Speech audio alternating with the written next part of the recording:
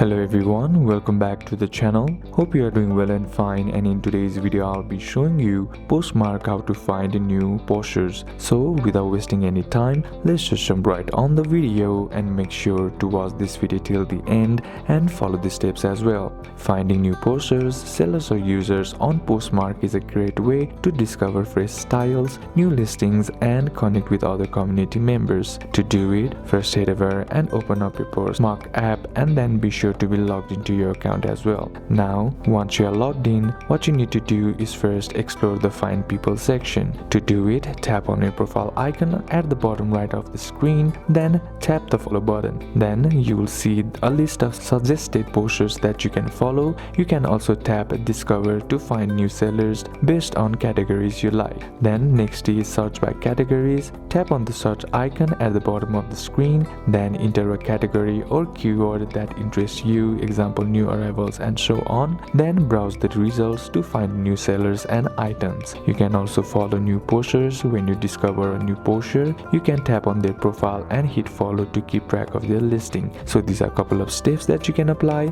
and that's it for today's video guys. Hope this video was useful to you. Leave a like if it did, comment down any questions that you have, and see you soon on the next one.